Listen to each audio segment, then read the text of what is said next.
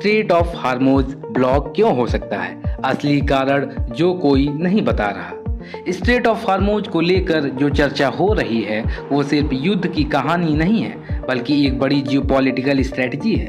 समझिए इसे आसान भाषा में। अगर यह स्ट्रेट बंद होता है तो सबसे पहले क्या होगा? दुनिया की लगभग 20% तेल सप्लाई रुक जाएगी।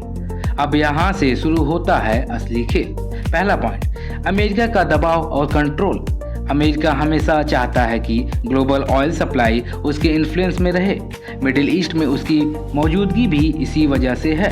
लेकिन अगर युद्ध बढ़ता है और स्ट्रेट ऑफ हार्मोज अनसेफ हो जाता है तो ऑयल सप्लाई डिस्टर्ब होगी और यही सबसे बड़ा रिस्क है। दूसरा पॉइंट, रूस का फायदा।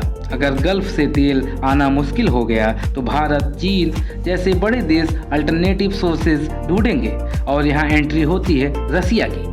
रूस सस्ता तेल पहले से ही दे रहा है, डिमांड अचानक से बढ़ेगी और रसिया की कमाई रेवेन्यू तेजी से बढ़ सकती है। तीसरा पॉइंट, पावर शिफ्ट का डर। अगर रसिया ज़्यादा मजबूत होता है तो यह सीधे अमेरिका के ग्लोबल इन्फ्लुएंस को चैलेंज करता है।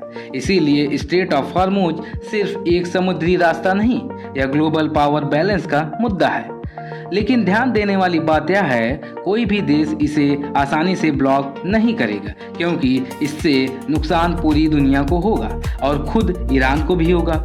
स्ट्रेट ऑफ हार्मोज का मुद्दा सिर्फ युद्ध नहीं है, यह अमेरिका, रूस, चीन और भारत के बीच एक बड़ा इकोनॉमिक और स्ट्रेटेजिक गेम है, जहां तेल सिर्फ फ्यूल नहीं बल्कि पावर है। आप क्या सोचते हैं, अगर यह स्ट्रेट बंद होता है तो सबसे ज़्यादा फायदा किसे होगा? अमेरिका, रसिया या चाइना? कमेंट में ज़रूर बताएं।